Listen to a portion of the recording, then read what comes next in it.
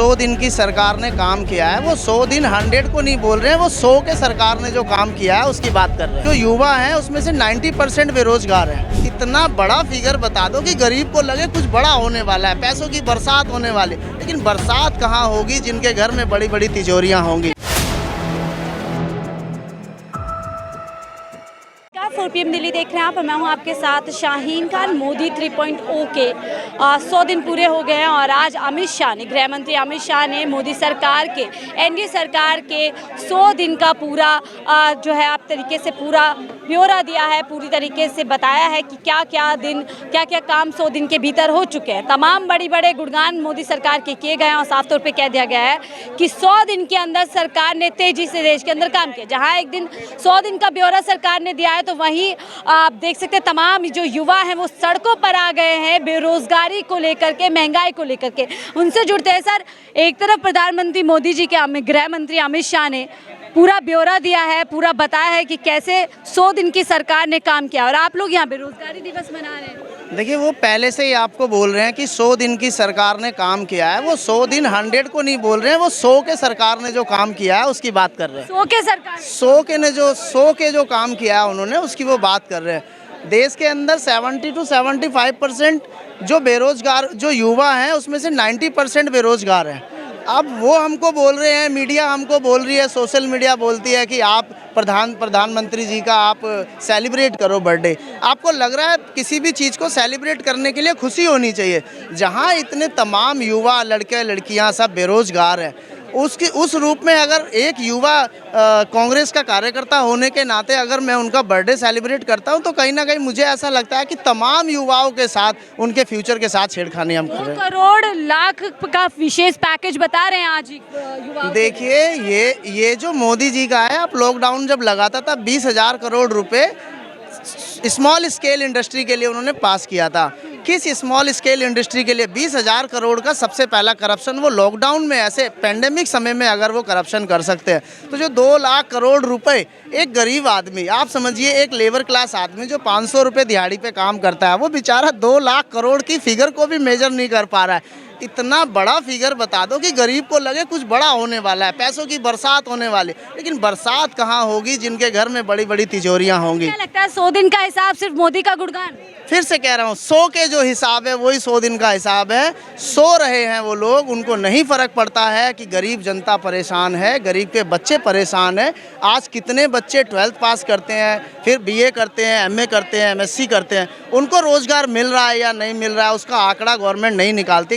किस सालाना वो किस जॉब के लिस्ट बनाते हैं, नहीं बनाते, कि कितनी उन्हें एम्प्लॉयमेंट को जनरेट किया है, इस सभी मुद्दों पे वो कभी बात ही नहीं करते। मोदी ने कहा था कि जो अब तीसरा 3.0 जो सेशन होगा वो पूरी तरीके से मजबूत फैसलों का होगा, तो यही बार बार अमित शाह बता रहे हैं कि देखिए विदेशों तक सम्मान लेकर आए प्रधानमंत्री मोदी। देखिए जी, सम्मान कैसा विदेशों से लेके आते हैं मुझे पता है, वो सम्मान लेके नहीं आते हैं।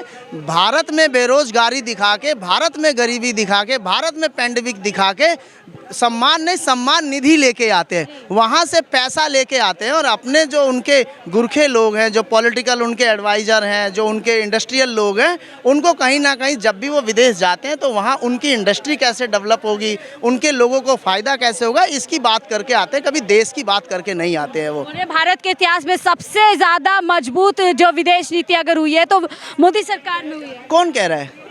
अमित शाह बता रहे हैं। अमित शाह एक तड़ी पार अगर हमें ये बताएगा कि गृह मंत्री हैं, मैं गृह मंत्री होंगे इस देश के, हो गई लोगों से गलती, जनता ने उनको गृह मंत्री नहीं बनाया, वो तो पार्टी ने उनको गृह मंत्री बनाया।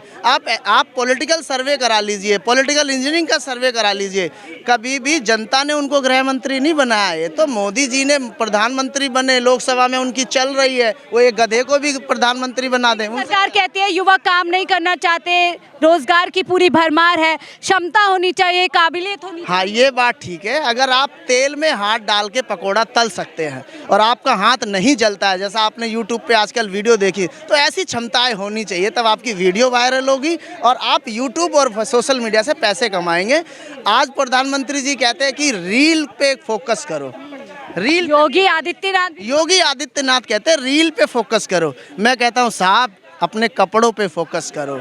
साहब गांधी जी को फॉलो करो। गांधी जी ने अपने तन से कपड़े मजबूरी में नहीं उतारे थे, खुशी से नहीं उतारे थे। उन्होंने देखा था, भारत में गरीबी देखी थी। उन्होंने कहा था कि जब तक मेरे देश का हर एक नौजवान, हर एक बुजुर्ग कपड़े नहीं पहन लेता तब तक मुझे कपड़े पहनने की क्या ज़रूरत है। उन्होंने सर्दी हो गर्मी हो उन्हीं दो वस्त्रों में पूरा जीवन बिता दिया।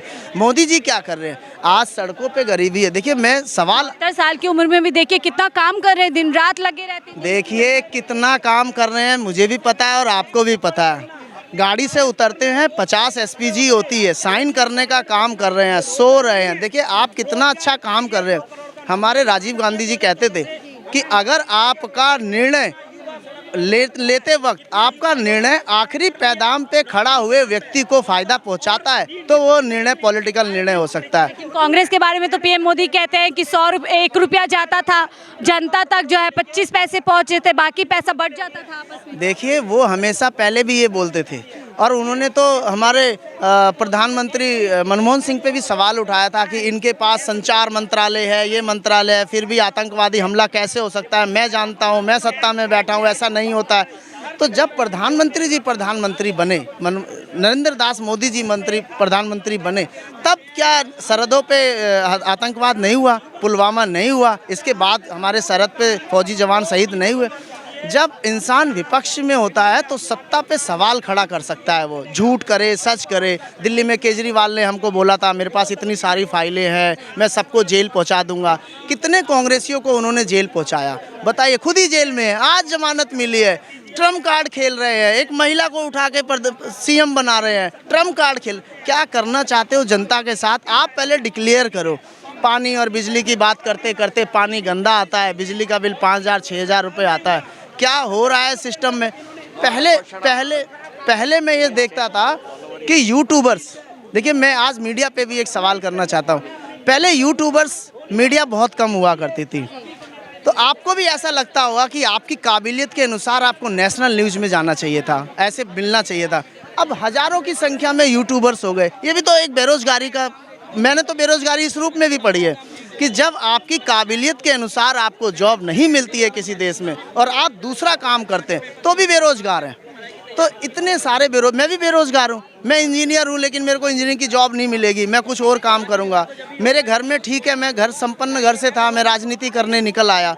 तो मैं आज उन गरीबों की आवाज़ को उठाना चाहता हूं। और युवा कांग्रेस हमेशा प्रदर्शन इसलिए करती है क्योंकि तमाम वो लोग जो लेबर चौक पे और कहीं ना कहीं गलियों में अपने खाने के लिए, अपने बच्चों के लिए स्ट्रगल कर रहे हैं, शाम को उन्हें नहीं पता है कि मेरा बच्चा सवेरे दूध पिएगा या नहीं पिएगा।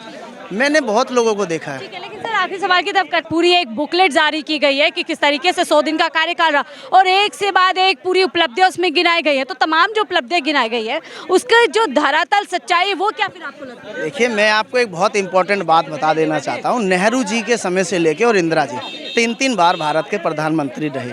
मोदी जी का टारगेट नेहरू जी और इंदिरा गांधी की जो छवि एज ए प्रधानमंत्री विदेशों में और देश में रही है उसको ख़त्म करना है। वो हमेशा से अपने आप को 3 टाइम प्रधानमंत्री इस भारत का बनाना चाहते थे और वो सफल हुए उसमें। अब उनका टारगेट ये है कि जो भी गांधी परिवार ने या गांधी के लीडर्स ने जो काम किया उसको इतना डैमेज करना है। और एक फिल्म के रूप में होता है ना कि एक हीरो भी हीरो है और एक विलन भी हीरो है, वो तो डायरेक्टर ने चुना है कि कौन हीरो बनेगा कौन विलन बनेगा, लेकिन असल ज़िंदगी में दोनों ही हीरो हैं। तो ऐसे प्रधानमंत्री की जो ये फिल्म बना रहे हैं, बुकलेट जारी कर रहे हैं, ये युवाओं को दिखाना चाहते हैं कि वन मैन आर्मी। भारत देश आज़ादी 2014 के बाद हुआ था, उससे पहले आप आज़ाद नहीं थे। मैं और आप कांग्रेस के बनाए स्कूल में पढ़े, दिल्ली यूनिवर्सिटी में पढ़े और आज हम कह रहे हैं कि बीजेपी सारा काम कर रही है। तो मोदी जी का एजेंडा है सिर्फ नेहरू जी और इंदिरा गांधी जी जो 3 टाइम प्रधानमंत्री रहे उनको डैमेज करना, और कोई एजेंडा नहीं है। अपनी छवि जो है बनाना चाहते हैं और जो तमाम प्रधानमंत्री रहे हैं कांग्रेस से उनकी छवि खराब करना चाहता है, ऐसा इनका कहना है। बहरहाल आज 100 दिन का जो ब्यौरा, जो 100 दिन के आज पूरा हिसाब दिया गया, आप उसको लेकर के क्या सोचते हैं? साथ ही इनकी जो राय है उसके बारे में क्या सोचते हैं हमें कमेंट बॉक्स में जरूर बताइएगा। फिलहाल के लिए मुझे दीजिए इजाजत। आप देख रहे थे 4 PM दिल्ली।